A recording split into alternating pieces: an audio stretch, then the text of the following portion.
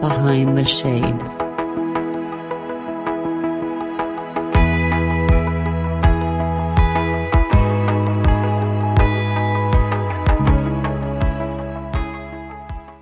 Hello, Jill. How are you doing today?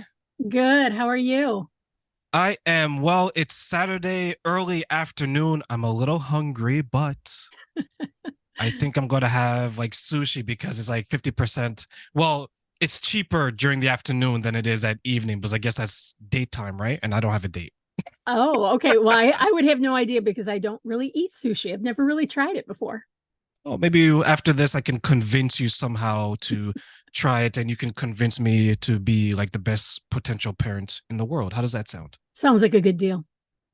Perfect, perfect. So I know we're going to talk about a topic that is very close to a lot of people's hearts, minds, and maybe even their souls, right?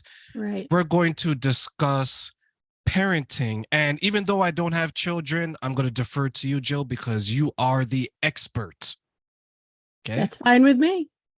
So let's get officially started. Introduce yourself, let people know where they can find you, and tell us a little bit about who you are.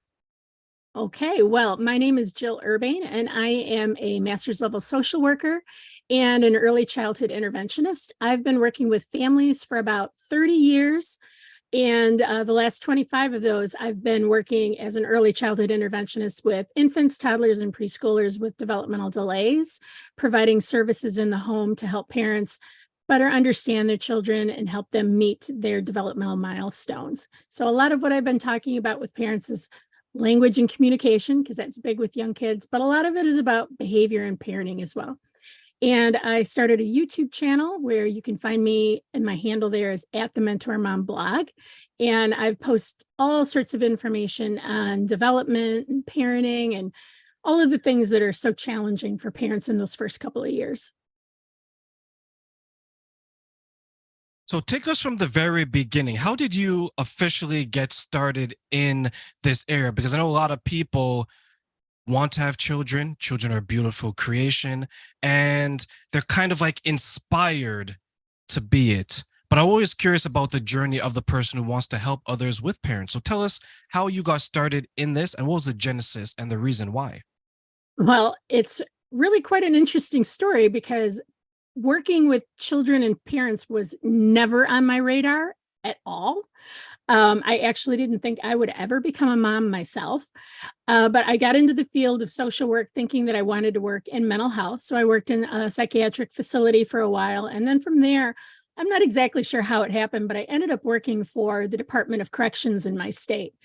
And in that capacity as a prison counselor, I was working with young men.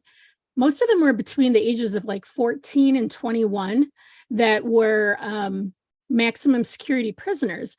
And I think I was really just kind of struck in working with them on how so many of them had a history of neglect or abuse, and they were so bright. And it was just kind of heartbreaking to see these young men being incarcerated for the rest of their lives. And I thought, gosh, maybe there's something I can do to keep kids from ending up here.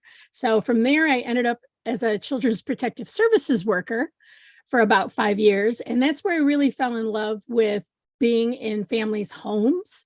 Because when you're in somebody's home, that is real. You know, there's no covering anything up, that the pain is there, the feelings, the emotions. It's, you really see their experience. And that's kind of where I fell in love with working with families. They were in crisis. And even though I was there as investigating abuse and neglect, these were families who had histories of trauma, who had faced their own challenges as parents growing up, and were doing the best they could with their kids, but they just didn't have a lot of tools in their toolbox. And so from there, I ended up, that's about the time that I had my first. I've got two kids. They're both adults now and they still live at home, but that's a topic for a different day. Um, but that's about the time that I had my first child. And for me, it was not an easy journey. My first was very, very challenging for me. And I decided I didn't want to work in CPS anymore because it was so emotionally draining. And I felt like I really wasn't able to be there for my family because I was so worried about all of the other families and kids. So I had this opportunity come up to work for an early intervention program, which I had no experience with. And once I got in there, I was just hooked, 100% hooked, working with these families with young kids, because the journey they were going through was very similar to the journey I was going through with my own kids at the time. I know a lot of boys, well, I shouldn't say they're boys, but I know a lot of men, when they describe how they're still at home, and you made that kind of joke, that's a topic for another day, right? They will say something along the lines is that I don't live with my mother, it's joint with my mother.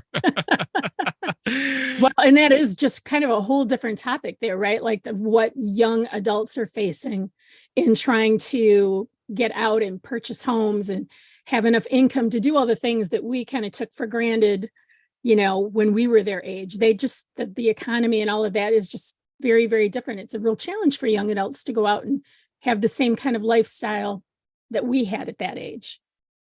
It definitely is different, right? Because when we purchase a house, I don't know how long you've had your house, but I've had mine probably about 14 years now. And I remember what I paid for it back then. It's Right. almost like tripled. I remember a house going for 2.2 million in my neighborhood. That's crazy. And I remember, and I'm going to age myself, ladies and gentlemen. I remember a show called MTV Cribs. I remember $1 Million Home used to have like a pool, a basketball court, a theater, a club, a Starbucks. You didn't have to leave the front porch. Right. Right? It was its own city. It was always, it was a city within your four walls. But these days it's a lot more difficult for the children because they're still trying to figure it out in a world that I feel is changing a lot faster than maybe when you and I, like I'm in my 30s, and I still remember vaguely the analog age where it's like my grandmother who raised me, she had a VCR, Yeah. right? There wasn't the internet. I remember going to, and I'm going to make sure I look young here. I remember going to the museum and seeing a rotary phone. Right? I always But like to tell now- my kids that I was my parents' remote control. We were the ones turning the channels and adjusting the rabbit ears. That's how old I am. Exactly. You hit the side of it, make sure the picture came in right. All that good stuff, right? Right. But now we're trying to help kids figure it out by saying that, hey, some of the things that maybe we kind of chuckle about today wasn't necessarily the best when we were growing up. But to your point, the parents were doing the best that they could with the knowledge that they had because it wasn't as resourceful as it is now. Do you find sometimes that there's that struggle with parents trying to say that, hey, the way that I was raised isn't necessarily the way that I should be raising my children? Absolutely. And I really feel like, having done this for as many years as I have, I've seen the change in parenting and what parents nowadays are facing compared to what like I was facing when my kids were younger. And there are good things and then there are bad things. Like one of the things that I'm highly encouraged about with this progress in parenting that I'm seeing is that parents are really understanding the importance of addressing their child's social emotional growth, recognizing their feelings, acknowledging that. So I find that really, really encouraging. What I see so often with parents though, is trying to figure out like, if I grew up in a household where, there was physical discipline, or my parents did a lot of yelling, or there was no talking back or expressing your feelings. What the parent said was the written rule, and that's the way it is. And you just have to kind of suck it up and accept it. And a parent who's like, I don't want to raise my child that way, I think they're struggling to find that middle ground where you can acknowledge your child's feelings and encourage their social emotional development and growth, but you can still also have firm limits, because that's a really, really important part. I always tell parents that the world is going to say no far more often than it's going to say yes to our kids. And it's really important for us at a really young age and consistently throughout the course of their lives to help them get used to that concept and prepare for that concept, because that's what creates resiliency. And that is the biggest indicator of success as adults. I found that the physical discipline boundary was something that I don't know if it was out of respect that you had, right? I think it was like more of a fear that you didn't want to do this because you knew this was the consequence.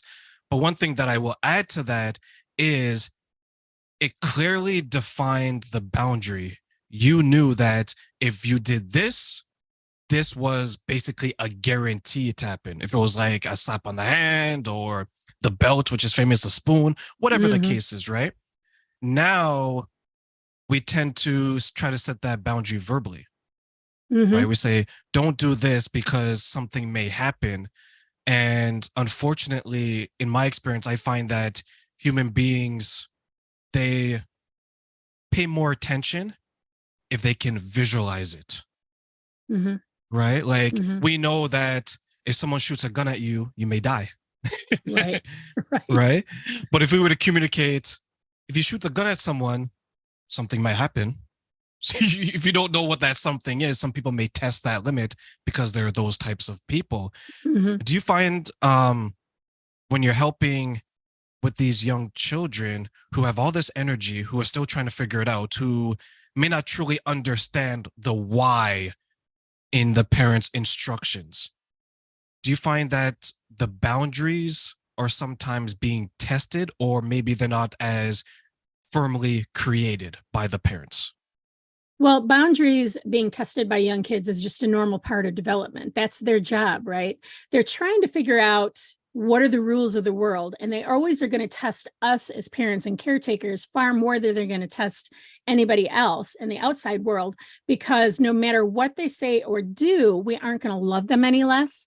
So that's why we get some of their ugliest behaviors. Now, that doesn't mean we're going to like being around them while they're doing that necessarily, but that is a normal part of development. They're just trying to figure out the A's and B's. If I do A, am I going to get B every single time?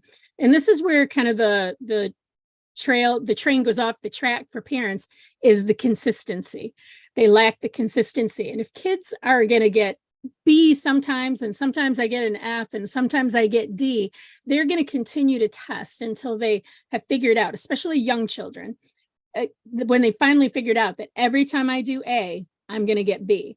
Then they can close this loop that's developing, a neural pathway that's developing in the brain that can say, okay, I'm good. I figured it out. No matter how many times I do this with my parent, this is always going to be the response. So I'm going to make the decision that it doesn't work for me anymore, and I'm going to move on to the next thing to test my parent on.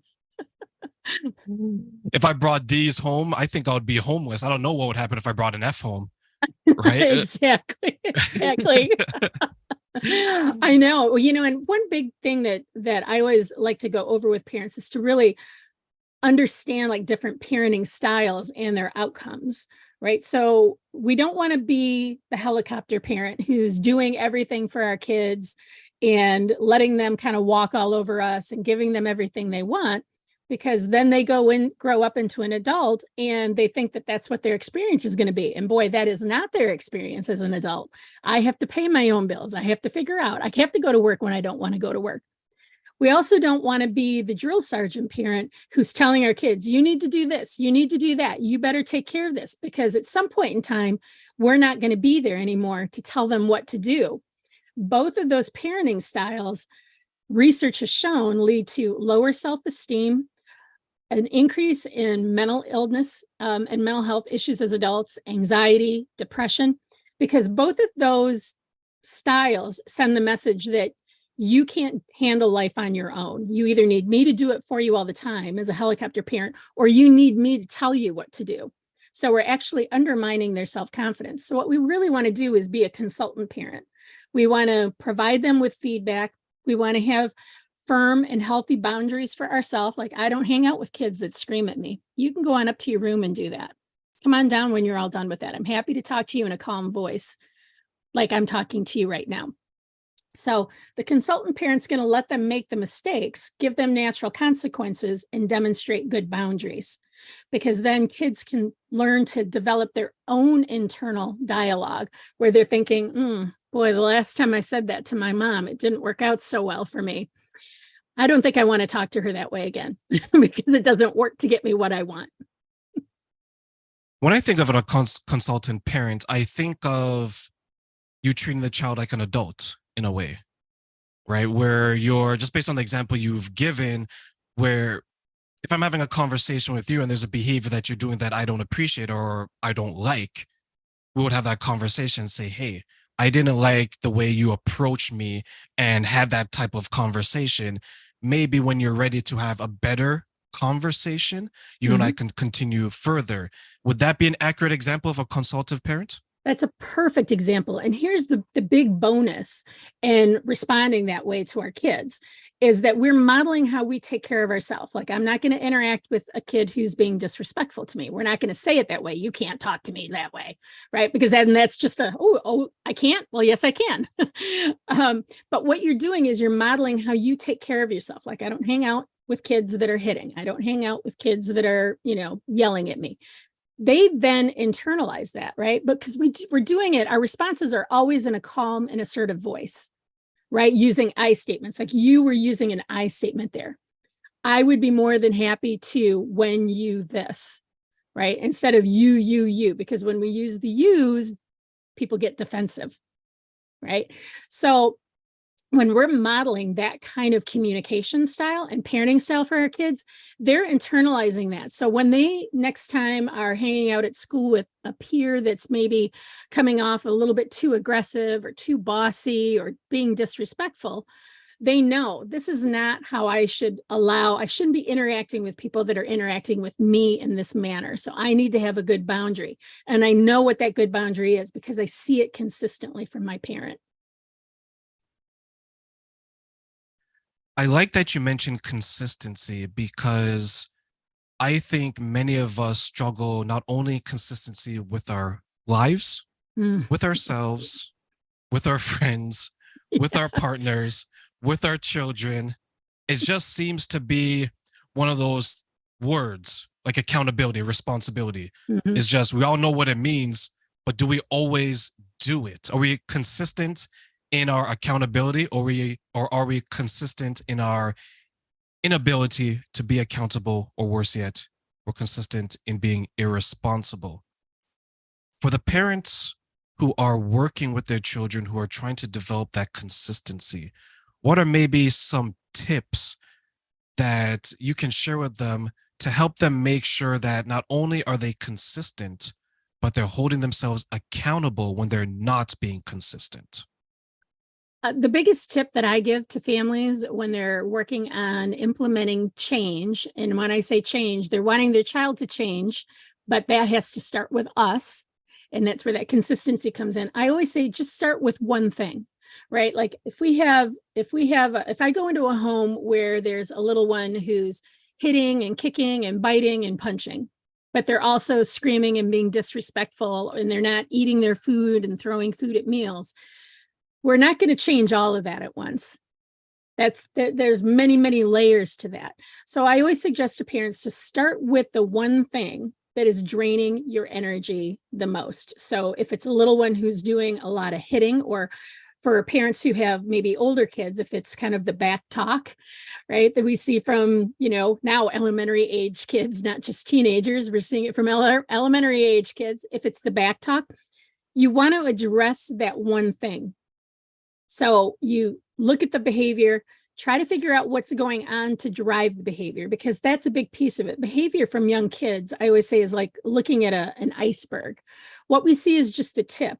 We have to understand what's below so that we can address it in a way that makes sense and works for both us and our kids. And usually what is driving behavior is a lack of feeling seen, heard, safe, or loved. Now, that's not to say that we as parents are, doing things that maybe are causing our kids to feel that way, but for whatever reason, our kids are feeling that. And it's not our job to judge what they're feeling or the relevancy of it to us, because they feel what they feel.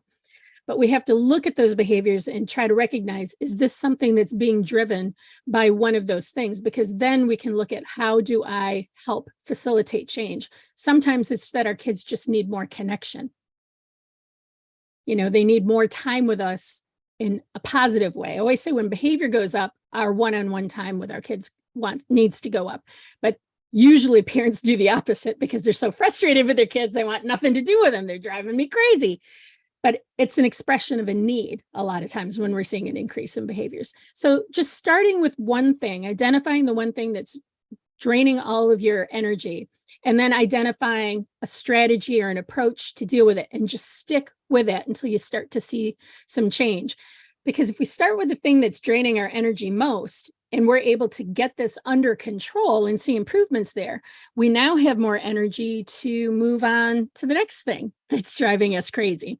And pretty soon we've kind of got this avalanche of goodness happening, where what used to be, I don't enjoy being around my kids, to being, I'm really finding the joy in being a parent again. I actually had a parent say that to me a couple of weeks ago, just after implementing a couple of strategies that we talked about. She's like, my husband and I were just talking about how we're actually enjoying our child, whereas a couple of weeks ago, we really were not, because they were feeling challenged. They were feeling overwhelmed by his behaviors. And really all it was he had a need. Once we identified that need and they were able to meet it, they were able to look at it through a different lens and find and see progress in eliminating the behaviors that he was using to challenge them. It's like that saying that I love my children, but I may not like them all the time. It's true. Been there, done that. Been there, done that. And I'm thinking that when the children are yearning for that type of attention, because they associate a parental love and a parental attention with almost everything, right? Like, I'm going to do this because I want my parents to notice me. I'm going to do well in school because I want my parents to notice me. I'm going to be the star basketball player, soccer player, because when my parents are in the stands, I want to make my parents happy. And I remember looking into some of the numbers, at least here in Canada, where you have children, unfortunately, who may not get that type of positive and responsive attention. And then they will go outside of the household to seek it. And it's interesting to see that women will seek that attention differently than the way men will seek that attention, right? So in general, men may get involved with dangerous people, criminal behavior, things like that, where women or young girls, young men, young girls will be more promiscuous. They may have more lovers, things like that. So when you say look beneath the surface to identify, is that something that is reflective on the parent, as in they're holding a mirror to their parenting style? Or is it just, hey, you're doing a good job, but there's some gaps? Yeah, I think that whenever we see things pop up like that, behaviors in particular, we do want to reflect on, okay, is there something that I can do as a parent to change the course of this? I mean, we do the best we can with what we've got, and my goal in my work is to provide support, information, and understanding, help parents better understand their kids, so that maybe eventually someday in this world, we can have adults that don't need any mental health services, because they've grown up knowing that they're seen, they're heard, they're cared for, they're valued, they're strong, they're smart, and they're resilient. All of that programming starts in the first 5 years, all of it. Almost all of the mental health issues that we see in the world today are as a result of things that happened in the early years. So it's really important to try to recognize the behavior. Like I said, look at it, that's the tip of the iceberg, and realize, is this becoming because my child is not feeling loved right now? Are they not feeling seen right now? Do they need more one-on-one time with me? And one thing I kind of want to get to too is just to mention that one thing I always encourage parents to do is to try to make sure that when they're having those interactions with their kids, and their kids are celebrating wins, or they're going through a struggle, to try to make it more about the child's experience rather than their experience of what has happened. Because we need to grow up with an internal belief that we're strong, we're smart, and we can handle everything. We don't want to rely on outside opinions for our self-worth. So it's really important for us as parents to know that the words that we're using with our children, even from a young age, are building that internal dialogue that they're going to take with them for the rest of their life. So when they have that win, that they got a good grade, you must be so proud of yourself. You worked so hard to get that good grade. I saw you study. You worked so hard. You must feel so good about how that worked out for you. So they could be like, yeah, I did work hard. Or when they struggle at a game and maybe they take a shot and they didn't make it, right? You know what? You didn't make that shot, but man, you've really been working hard, haven't you? You've been practicing so hard. You're putting in the time. Sometimes we just have to keep doing that work, right? So that they realize, even though I didn't have this win here, I've still learned something from it because I'm getting better and better every time I practice. So that's, again, how we help build resilience and what we call that growth mindset, where it's not always about the outcome, it's about the journey. So if we can help our kids realize that all the ups and downs in life, the journey that they're taking is of value, even more so than some of the outcomes, we're really going to be setting them up for success later on. They're going to have a mindset that is just like a steel trap. And that's really what we want for our kids. 80% of what we do is our mindset. Only 20% is our actions. So we have to do that work every single day, both as parents and then instilling that in our kids from a young age. What you're saying reminds me of a book I read not too long ago, but a few years back, where it's the love languages. Mm-hmm. And you want to identify basically how you're going to praise your child, because a child may, because I know I was the type of child where if you were to tell me exactly what you said, Joe, you did a good job on your test, congratulations, regardless of what the score is, right? Granted, you want to make sure you pass. Right. But if it was, let's say I got like an 80 and you said, Terrain, good job. You must have worked so hard. You knew your stuff. That's sufficient for me as a child, because words of affirmation are important to me. Another child may be, or another young adult may be along the lines where it's like, hey, do you want me to take you out for your favorite ice cream, for your favorite meal, in acknowledgement of what they have accomplished? And I think sometimes, to your point, we tend to praise our child in the way that we wish we were praised as children. Yeah, that's a really good point. And sometimes that's not the fit for them, is it? No, because it's like we're projecting what we missed out on, or our childhood trauma, which is unresolved, onto this child. Do you assist parents with that type of projection as well? When I'm working with a parent, we are looking at the big picture. There are so many different aspects to being a parent. Like, we have to understand, I use kind of like the big three. The first thing that our biggest tool as a parent is to understand development and the brain science. Because when we understand that through the different ages and stages of our child's growth, it ensures that when we are interacting with them or using strategies or trying different techniques with them, that we're meeting them where they are, instead of having an expectation. Like, a lot of times parents will be asking a 3-year-old, why did you do that? Well, guess what? They can't think backwards until they're like 5. They don't have the ability to have analytical thinking until 5 to 6.